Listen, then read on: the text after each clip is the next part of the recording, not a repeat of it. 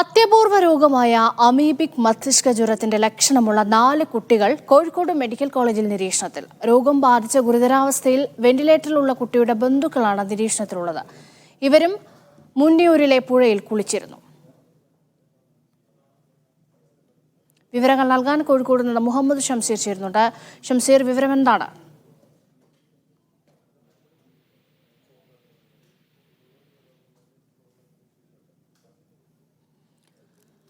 രോഗലക്ഷണമുള്ള 4 കുട്ടികൾ നിരീക്ഷണത്തിലാണ് എന്നുള്ള വിവരമാണ് ഇപ്പോൾ വരുന്നത്. അത്യപൂർവ രോഗമാണ് അമീബിക് മസ്തിഷ്ക ജ്വരം. ഈ രോഗലക്ഷണമുള്ള 4 കുട്ടികളാണ് ഇപ്പോൾ കോഴിക്കോട് മെഡിക്കൽ കോളേജിൽ നിരീക്ഷണത്തിലുള്ളത്.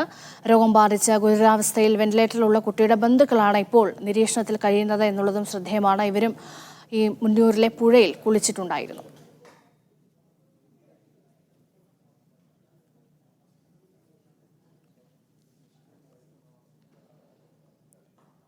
രോഗലക്ഷണമുള്ള 4 കുട്ടികളാണ് കോഴിക്കോട് മെഡിക്കൽ കോളേജിൽ നിരീക്ഷണത്തിൽ കഴിയുന്നത്.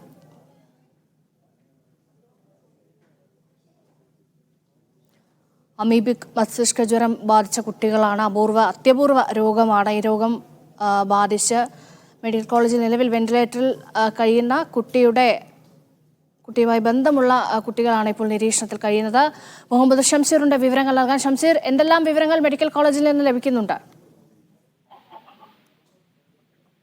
രേഷ്മ, അമീബിക് മസ്തിഷ്ക ജ്വരം ബാധിച്ച് ചികിത്സയിലുള്ള കുട്ടിയുടെ നില അതീവ ഗുരുതരമായി തന്നെ തുടരുകയാണ്. കുട്ടി ഇപ്പോൾ വെന്റിലേറ്ററിലാണ് ഉള്ളത്. സ്ഥിതി ഗുരുതരമായി തുടരുന്നുവെന്നാണ് ഡോക്ടർമാർ നൽകുന്ന വിവരം. ഇതിനൊപ്പം തന്നെ ഈ രോഗലക്ഷണം കാണിക്കുന്ന 4 കുട്ടികളെ കൂടി ഇപ്പോൾ കോഴിക്കോട് മെഡിക്കൽ കോളേജിൽ നിരീക്ഷണത്തിൽ വെച്ചിട്ടുണ്ട്. ജലദോഷം ആണ് ഇവർക്ക് ലക്ഷണമായി കാണുന്നത്. ഈ അമീബിക് മസ്തിഷ്ക ജ്വരത്തിന്റെ ലക്ഷണങ്ങളിൽപ്പെട്ടതാണ് ജലദോഷവും. ഈ സാഹചര്യത്തിലാണ് ഈ കുട്ടികളെ കൂടി ഈ നിരീക്ഷണത്തിൽ വെച്ചിരിക്കുന്നത്. നേരത്തെ മൂന്നിയൂരിലെ പുഴയിൽ കുളിച്ചതിനെ തുടർന്നാണ് ഇപ്പോൾ വെന്റിലേറ്ററിലുള്ള കുട്ടിക്ക് ജലദോഷവും പനിയും തലവേദനയും ഒക്കെ ഉണ്ടായത്. അതിന് പിന്നാലെ ഈ രോഗം മൂർച്ഛിക്കുന്ന നിലയിലേക്ക് കാര്യങ്ങൾ മാറുകയായിരുന്നു. ഇതേ പുഴയിൽ കുളിച്ച കുട്ടികളെ തന്നെയാണ് ഇപ്പോൾ നിരീക്ഷണത്തിലും വെച്ചിരിക്കുന്നത്. ഏതായാലും വലിയ ജാഗ്രതയോട് കൂടിയാണ് മൂന്നിയൂർ പ്രദേശവും ഈ രോഗത്തെ കാണുന്നത്. മൂന്നിയൂർ ഈ പുഴക്കടവ് ഇപ്പോൾ അടച്ചിട്ടുണ്ട്. അവിടെ കുളിക്കാൻ പോകരുതെന്ന നിർദ്ദേശം പഞ്ചായത്ത് നൽകിയിട്ടുണ്ട്. ഒപ്പം തന്നെ പ്രദേശത്തെ കിണറുകളിൽ ക്ലോറിനേഷൻ നടപടികൾ കൂടി തുടങ്ങിയിട്ടുണ്ട്. ഈ രോഗലക്ഷണങ്ങളുള്ളവർ, പനിയോ ജലദോഷമോ ഒപ്പം തന്നെ തലവേദനയോ കണ്ണ് ചുവപ്പോ ഒക്കെയുള്ള അടയാളങ്ങളുള്ളവർ പ്രാഥമിക ആരോഗ്യ കേന്ദ്രങ്ങളിൽ ചികിത്സ തേടണമെന്നുള്ള നിർദ്ദേശം കൂടി നൽകിയിട്ടുണ്ട്. പ്രധാനമായും ഈ കെട്ടിക്കിടക്കുന്ന വെള്ളത്തിലൂടെയാണ് ഈ അമീബ തലച്ചോറിലേക്ക് കയറാനുള്ള സാധ്യതയുള്ളത്. ഇത് കുടിവെള്ളത്തിലൂടെയോ മറ്റൊന്നും ശരീരത്തിലേക്ക് കടക്കാം, പക്ഷെ രോഗബാധിതമാവുന്ന അവസ്ഥയിലേക്ക് മാറില്ല.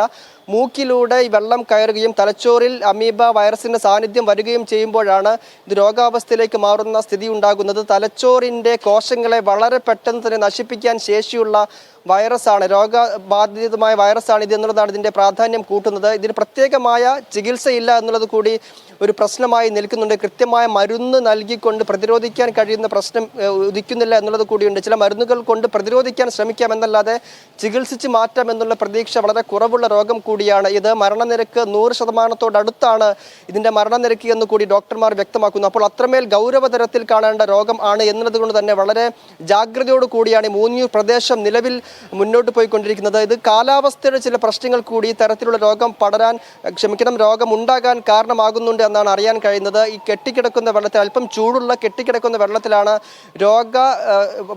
ബാധിതമാകാവുന്ന അമീബ വൈറസിന്റെ സാന്നിധ്യം ഉണ്ടാവുക എന്ന് പറയുന്നു. അപ്പോൾ അങ്ങനെയുള്ള ജലാശയങ്ങളിൽ പരമാവധി കുളിക്കുന്നത് ഒഴിവാക്കാൻ വേണ്ടിയുള്ള നിർദ്ദേശങ്ങൾ കൂടി വരുന്നുണ്ട്. മൂക്കിലൂടെ ഈ വൈറസിന്റെ സാന്നിധ്യമുള്ള വെള്ളം അകത്ത് കയറുകയാണെങ്കിൽ അത് രോഗത്തിന്റെ സാധ്യത കൂട്ടുന്നുണ്ട് എന്നുള്ളത് തന്നെ കൂടുതൽ ജാഗ്രത പുലർത്തേണ്ട സാഹചര്യം ഈ കാലാവസ്ഥയിൽ പ്രത്യേകിച്ചുണ്ട് എന്നുള്ളതാണ്.